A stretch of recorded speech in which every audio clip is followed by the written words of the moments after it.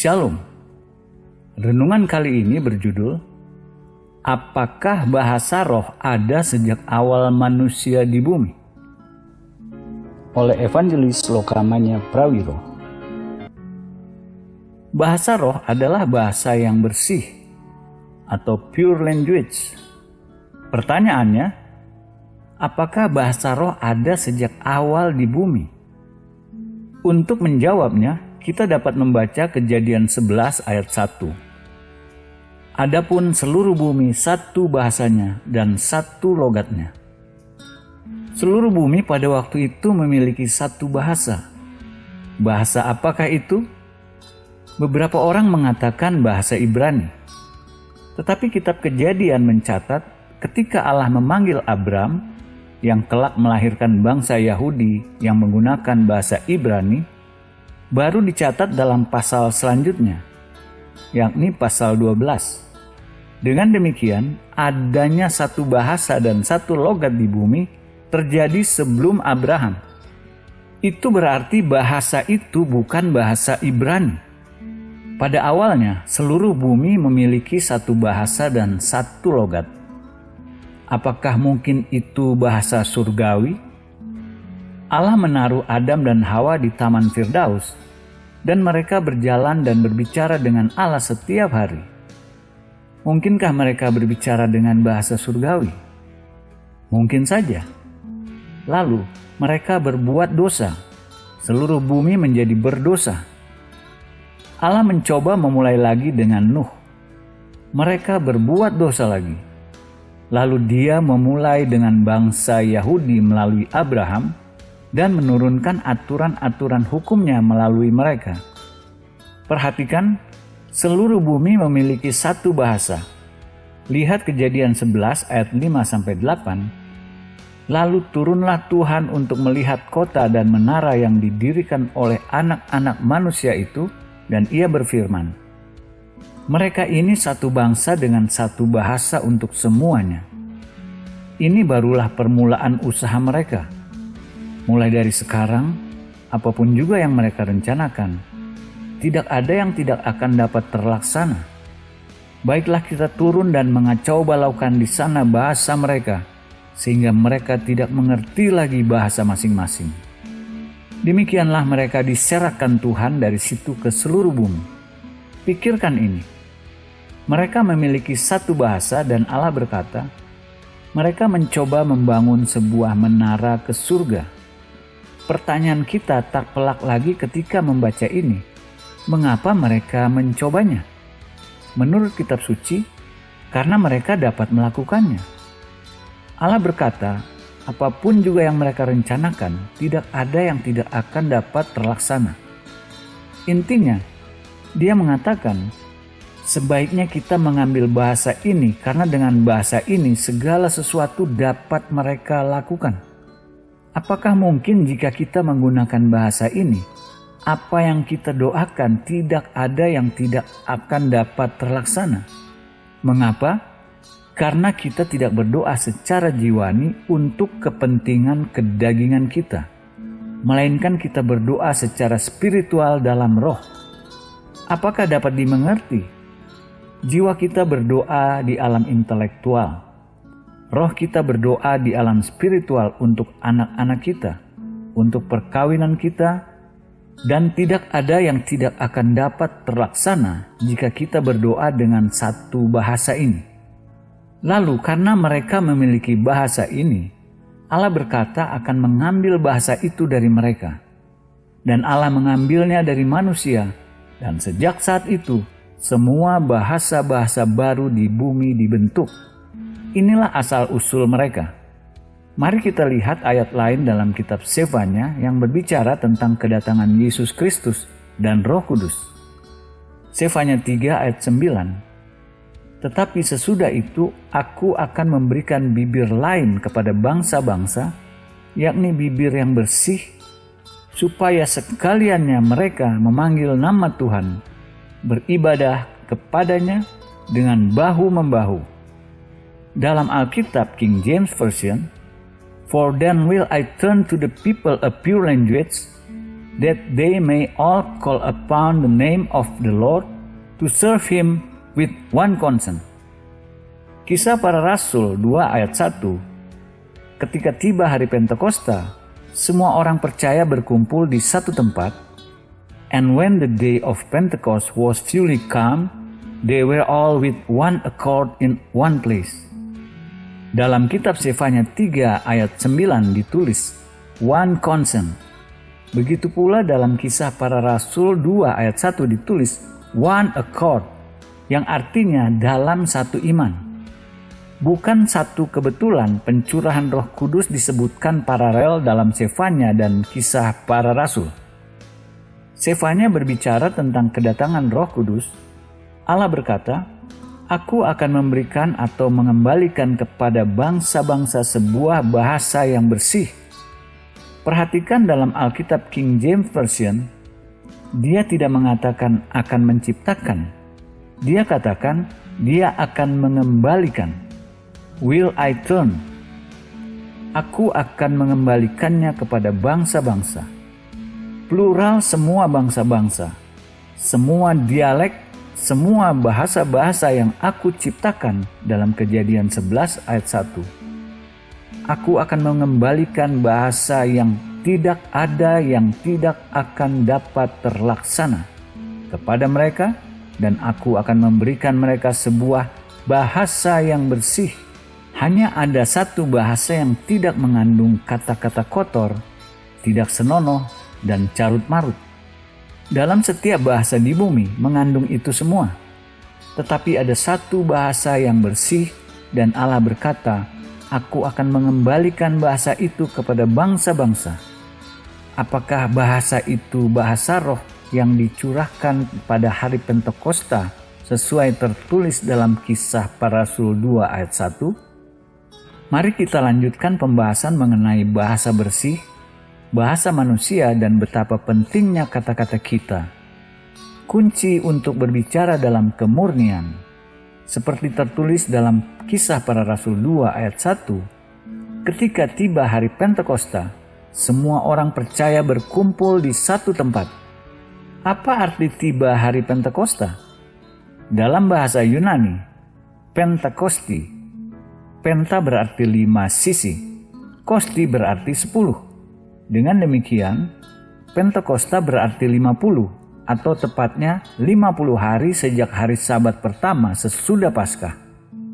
Alasannya Allah Bapa melakukan itu karena ia menginginkan tepat 50 hari setelah kebangkitan anaknya.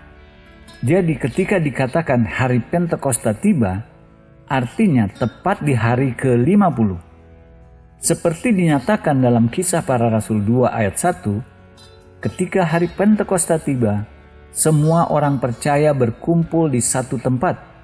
Ayat 2, tiba-tiba turunlah dari langit suatu bunyi seperti tiupan angin keras yang memenuhi seluruh rumah di mana mereka duduk.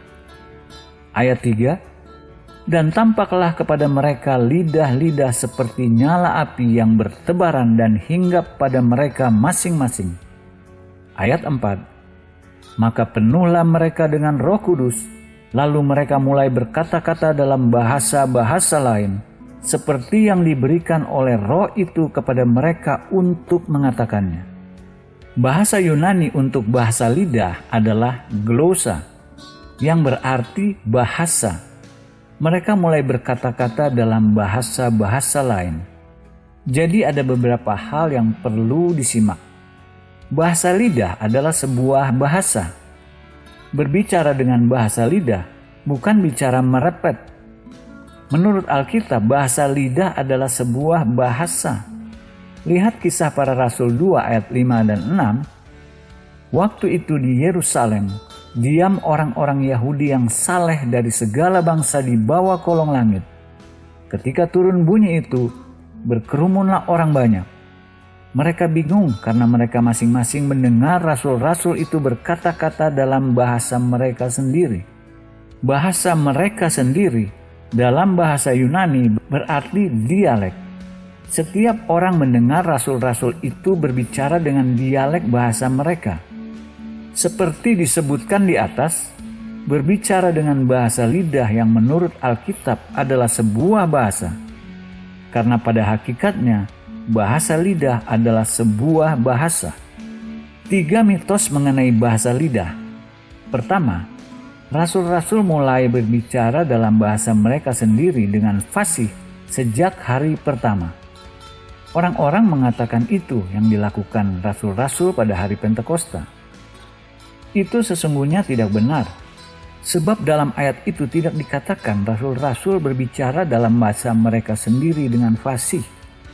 Yang dikatakan, orang-orang itu mendengar bahwa rasul-rasul berbicara dengan fasih dalam bahasa mereka sendiri. Itu mujizat yang terjadi pada hari itu.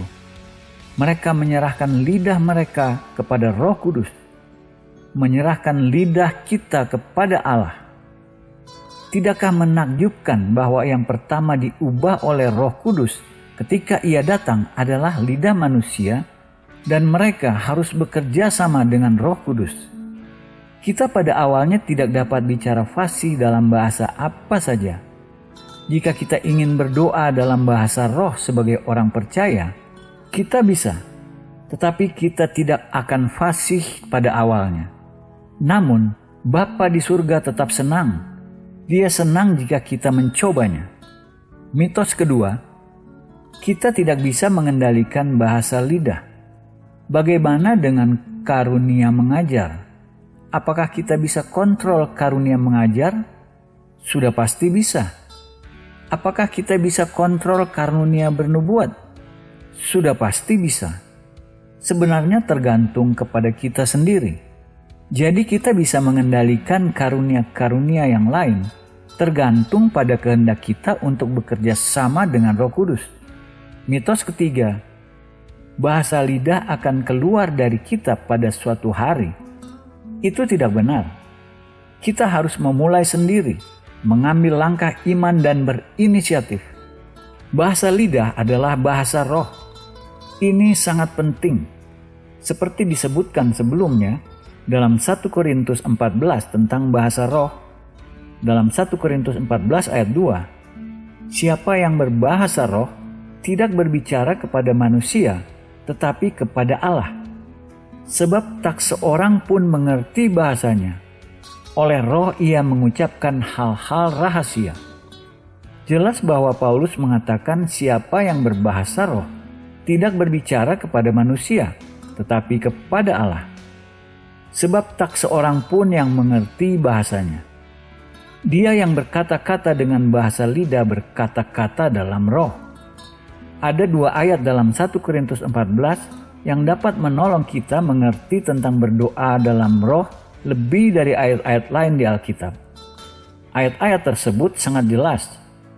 Dalam 1 Korintus 14 ayat 14 dan 15, sebab jika aku berdoa dengan bahasa roh, maka rohkulah yang berdoa, tetapi akal budiku tidak turut berdoa. Jadi apakah yang harus kubuat? Aku akan berdoa dengan rohku, tetapi aku akan berdoa juga dengan akal budiku. Aku akan menyanyi dan memuji dengan rohku, tetapi akan menyanyi dan memuji juga dengan akal budiku. Jika aku berdoa dengan bahasa lidah, yang adalah pilihan pribadi, maka rohkulah yang berdoa, tetapi pengertian dalam pikiran tidak menghasilkan apa-apa. Aku tidak mengerti apa-apa dalam pikiranku, aku hanya melakukannya karena taat. Lalu apa kesimpulannya? Perhatikan dengan seksama, jika aku berdoa dengan bahasa roh, sudah pasti aku berdoa dengan bahasa lidah.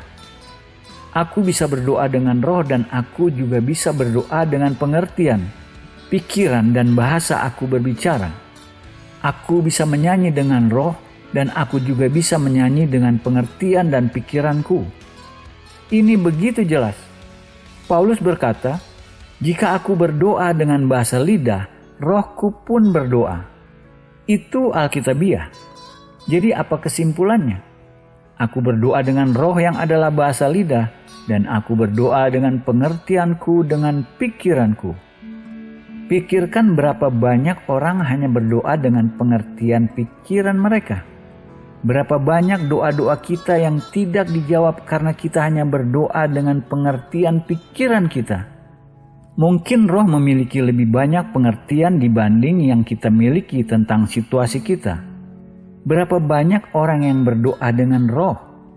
Kita terdiri dari roh, jiwa, dan tubuh. Jiwa kita adalah pikiran, kehendak, dan emosi kita. Pikirkan berapa banyak orang hanya mengucapkan doa-doa secara jiwani. Kita hanya berdoa atas apa yang kita bisa mengerti dengan pengertian kita yang terbatas.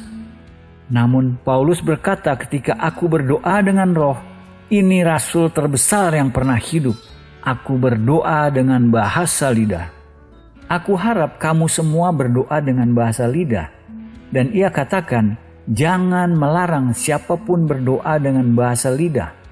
Dalam 1 Korintus 14 ayat 39, janganlah melarang orang yang berkata-kata dalam bahasa roh. Perhatikan dengan seksama, menakjubkan Paulus mengatakan, jangan melarang, karena pengaruh-pengaruh teologi mereka sebenarnya tidak mentaati ayat itu. Itu sebuah ayat dalam Alkitab, dan ketika dikatakan ia rasul terbesar, bukan hanya rasul terbesar, tetapi Roh Kudus berbicara melalui rasul terbesar. Aku harap kamu semua melakukan ini. Aku melakukan lebih dari kamu semua. Ini menakjubkan. Rohku berdoa dan apa yang terjadi? Ini bagian dari perlengkapan senjata Allah. Dalam Efesus 6, banyak orang membaca dan berhenti sebelum ayat terakhir. Ayat 17 dan 18. Dan terimalah ketopong keselamatan dan pedang roh, yaitu firman Allah, dalam segala doa dan permohonan. Berdoalah setiap waktu di dalam roh dan berjaga-jagalah di dalam doamu itu dengan permohonan yang tak putus-putusnya untuk segala orang kudus. Bagian dari perlengkapan kita adalah berdoa dalam roh. Yudas 1 ayat 20 menyebut, akan tetapi kamu saudara-saudaraku yang kekasih, bangunlah dirimu sendiri di atas dasar imanmu yang paling suci dan berdoalah dalam Roh Kudus. Banyak orang percaya membangun benteng dalam pikiran mereka karena ajaran dari beberapa denominasi. Walaupun tidak semua. Ini mengherankan. Orang-orang diajarkan bahwa bahasa lidah itu roh jahat. Itu berasal dari iblis. Bagaimana kita menanggapinya? Bagaimana mereka sampai pada pendapat bahwa yang diajarkan sebagai karunia Roh Kudus adalah dari roh jahat? Ini sangat mengherankan, sulit untuk dimengerti, di luar akal sehat. Mengapa begitu banyak kontroversi tentang ayat ini? Karena hidup dan mati kita berada dalam kuasa lidah. Kita bisa menyerahkan lidah kita kepada Roh Kudus, dan Roh Kudus bisa mengendalikan lidah kita. Seringkali ketika orang-orang dibaptis dalam Roh Kudus, mereka tidak berbicara dengan bahasa lidah karena mereka membangun benteng dalam pikiran mereka. Mereka tidak bernubuat. Mereka tidak sadar bahwa ada sesuatu yang mendorong ke atas untuk diucapkan. Dalam keadaan tenang membaca Alkitab dan berdoa, dan ketika hadirat Allah datang, buka saja mulut kita dan mulai mengucapkan suku kata yang kita tidak mengerti. Kita serahkan lidah kita kepada Roh Kudus. Bahasa lidah akan mengalir dengan sendirinya. Jadi ada bahasa lidah sebagai satu dari 9 karunia, karismata. Dan ada bahasa lidah sebagai kasih karunia, grace, untuk semua orang. Yang pertama ada pesan dalam bahasa lidah dari Tuhan, dan yang kedua ada penyerahan untuk berdoa dengan bahasa lidah. Apakah mungkin kita mengalami kekalahan dalam pertempuran spiritual karena kita tidak membangun diri kita sendiri secara spiritual? Mungkin saja kita mengalami kekalahan dalam pertempuran spiritual karena kita tidak mengenakan seluruh perlengkapan senjata Allah. Mungkinkah kita mengalami kekalahan dalam pertempuran spiritual karena kita tidak mengizinkan roh kita berdoa? Karena kita hanya berdoa melalui jiwa atau pengertian dan pikiran kita. Dan ketika mereka sedang berdoa, goyanglah tempat mereka berkumpul itu, dan mereka semua penuh dengan Roh Kudus. Lalu mereka memberitakan firman Allah dengan berani. Kisah Para Rasul 4 ayat 31. Kuasa Roh Kudus yang ada di dalam batin dan realitas kehadiran Allah yang dihasilkan dari kepenuhan Roh membebaskan orang percaya dari ketakutan terhadap orang lain dan meningkatkan keberanian dalam memberitakan firman Allah. Dan kami adalah saksi dari segala sesuatu itu, kami dan Roh Kudus yang dikaruniakan Allah kepada semua orang yang mentaati Dia.